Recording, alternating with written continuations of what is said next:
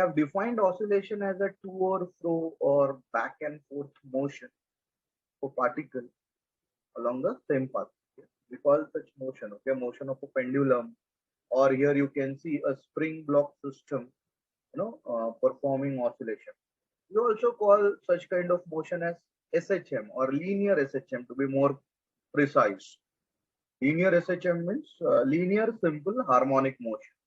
And when we say linear simple harmonic motion, we know it's a motion in which the restoring force. Okay? When I say restoring force, the restoring force is a force which will try to get this block back to the mean position every time it goes to the extreme. So that restoring force and the displacement from the mean position, they are proportional and opposite. Okay, that's what we have studied previously so far as oscillation is concerned. Today specifically we are going to deal with the energy associated with this type of motion. When I say this type of motion, I'm talking about oscillation or wave motion in particular, or simple harmonic motion generally. Now when we talk about the energies involved over here, if you observe the motion, the block is moving. So obviously on account of the motion of the block is going to possess kinetic energy. Similarly, because of the spring action or the gravity over here, it would be responsible for the potential energy in the system. So together, it will have kinetic energy as well as potential energy. Now, why it would have kinetic energy? It would have kinetic energy on account of motion because it's moving. Why it would have potential energy? Because of the system basically. Now here we talk about spring. The elasticity in the system will provide the potential energy. If we talk about a pendulum moving, then in that case, the gravity will provide the potential energy. So based on these concepts, we are going to derive the equations for different sort of energies which are involved in this motion. And then together we will club them. Or else what we will do, सबको add कर देंगे. And then we will get the expression for total energy of the particle which is performing simple harmonic motion or oscillation. So let's talk about energy in SHM and its conservation. Okay. So here, when we talk about energy in SHM, the first part which we discuss is kinetic energy. So here we know, let the mass of that block be m, which I have shown you in the first slide. It's moving with say velocity v, and the equation for kinetic energy is very simple, half mv square, which we have studied in 10th standard also. Now the question is, what's the value for velocity with which the body is performing simple harmonic motion? So we have derived this equation. The equation for velocity of a particle performing SHM is given by omega root of a square minus x square. What is omega? Angular velocity. Capital A over here stands for amplitude of the motion, whereas x stands for the displacement of the particle from the mean position, and v stands for the velocity at a given position, say x from the mean position. Now you square it and substitute it over here, so you get the equation for kinetic energy. So squaring both the sides, you get it as v square equal to omega square in bracket a square minus x square. Now, when I substitute the value of v square in this equation over here, I get the equation for kinetic energy. Okay, so I'm just substituting that value. Okay, so kinetic energy will be given as half m, and instead of v square, I'm putting it as omega square in bracket x square a square minus x square. This is the equation for kinetic energy. Let's number it as 1.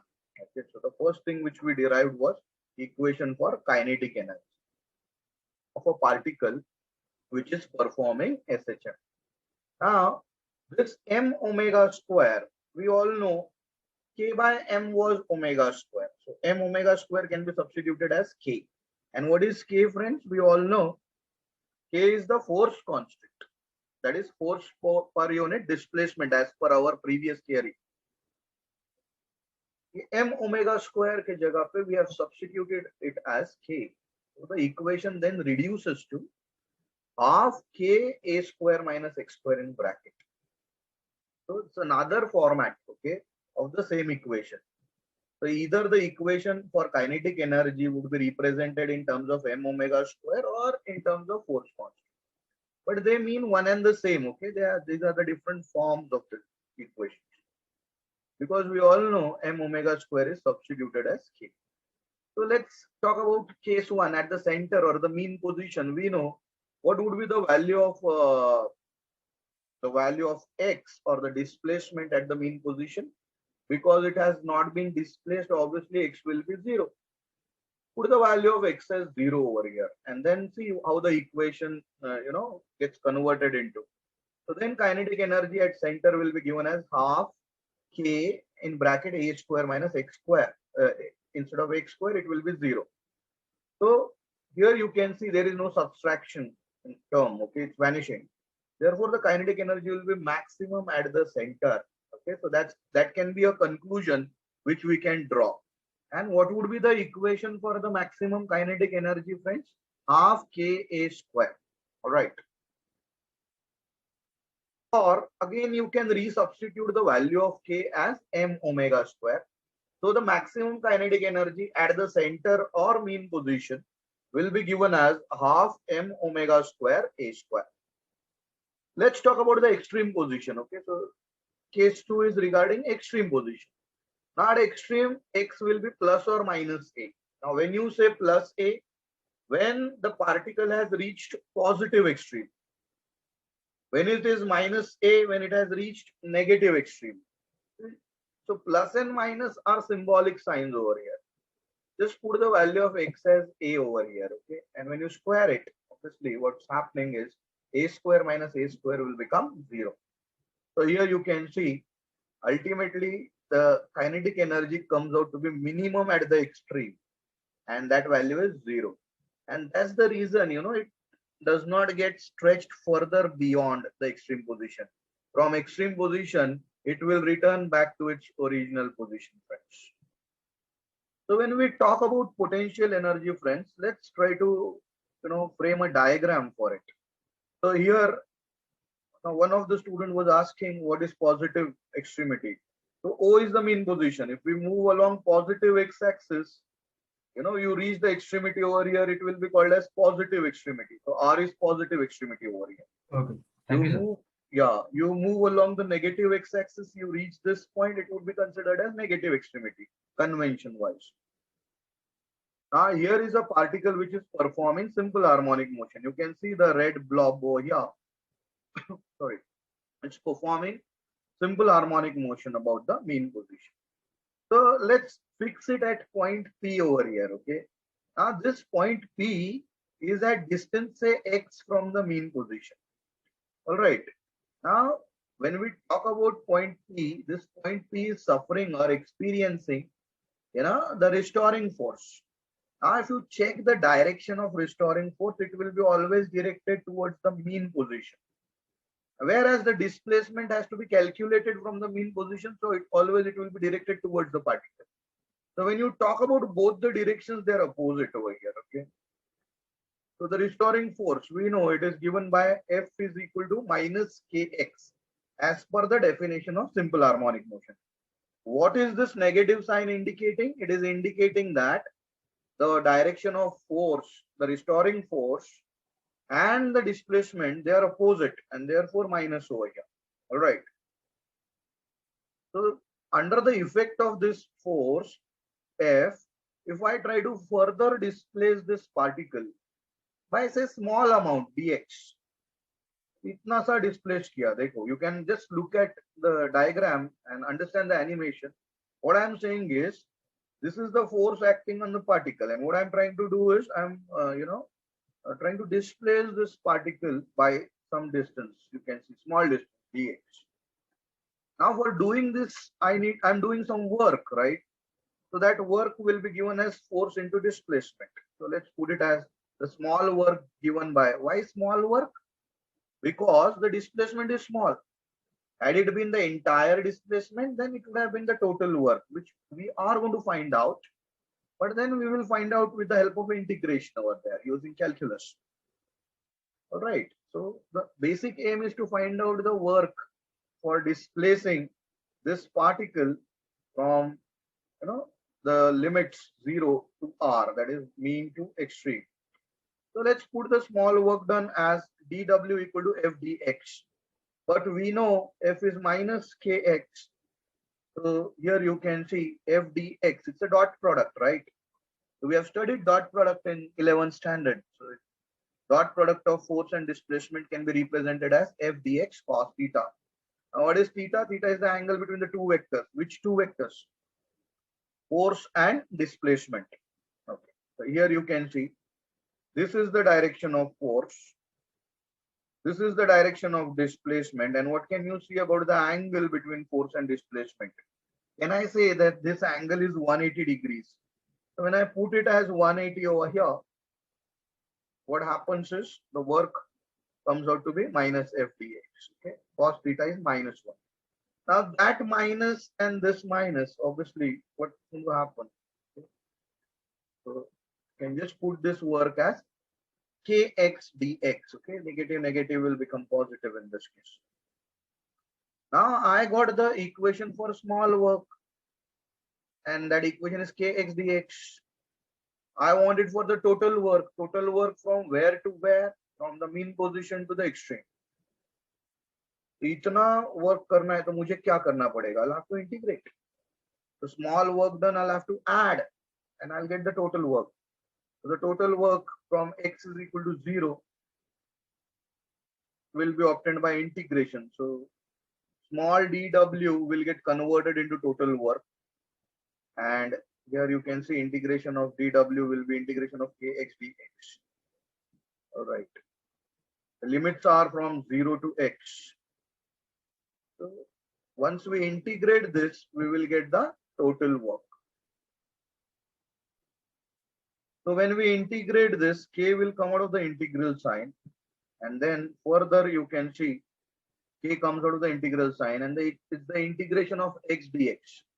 So x dx is x square by 2. The lower limit is 0. The upper limit is x.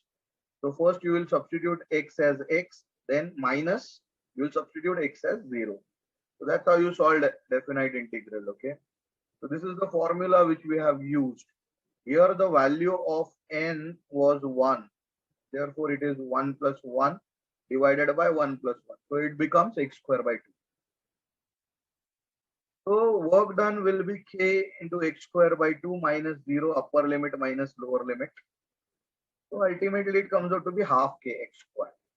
Now this work done will get stored in form of potential energy, and therefore potential energy ka equation would be given by half kx square. This k can be substituted as m omega square. So this is the equation for potential energy. Either you will put it as half kx square in terms of force constant, or you put it as half m omega square x square in terms of angular velocity omega. So for total energy, friends, we are going to add, okay, we know potential energy given by half kx square. Before we talk about total energy, let's discuss the cases. Okay, cases means what would be the value at extreme position and mean position. So at center or mean position, x is 0. So when you put the value of x as 0, the potential energy is 0 or minimum you can see. So always remember, potential energy at the mean position for a particle performing simple harmonic motion will be always 0. Now what happens at extreme? At extreme, the value of displacement is maximum. For positive it is plus a, for negative extreme it is minus a. So we will put the value of x accordingly. So it will be plus minus half k h square, or half, k can be substituted as m omega square. So half m omega square a square, friends. So this is the equation for maximum potential energy. So always you can see the potential energy will be maximum at the extreme position, whereas it would be 0 or minimum, bare minimum at the mean position. So when we talk about total energy, obviously total energy will be the sum of kinetic energy plus potential energy. Kinetic energy का equation क्या आया था? Half m omega square in bracket a square minus x square. Now plus, okay, potential energy का equation क्या derive किया था? Half m omega square x square. And you try to simplify this. You'll have two terms over here. Okay? So one term will get nullified, and ultimately you will get the total energy. Here you can see minus x square and plus x square gets nullified. So final equation for total energy is half m omega square a square. M omega square can be also represented as K, that is the force constant. So there is another way of representing total energy, and that will be half Ka square. So now you observe this equation. There is no variable like x. So only variable was x. X was displacement. It was varying from the value 0 to the maximum extreme, that is A. So x was variable. But then in this equation, that x is getting nullified. So it is not dependent on x. It is independent of x. So m is constant, omega is constant, a is constant, half is constant. So from this equation itself, you can say the total energy throughout SHM will remain constant. Okay. So at all points, the energy will be half m omega square a square. And this is in accordance with law of conservation of energy, because what law of conservation of energy says, the total energy in the universe remains constant. It cannot be created, or you cannot destroy it also, and it can be converted from one form to another. Okay? So regarding the conversion in SHM, we are going to discuss it in greater details. But prior to that, this equation gives us an indication that the total energy throughout will remain constant. Okay, so we got a hint how total energy is conserved over here. Now omega can be substituted as 2 pi f, where f is the frequency. So you get the equation for total energy in terms of frequency. Okay, so P stands for pi over here, friends. Okay. Now here omega can also be substituted as 2 pi by t. So 2 pi by t. All right, 2 pi square by t square. Get that. So energy, if you talk about total energy, it is inversely proportional to time period and directly proportional to frequency, if you all observe.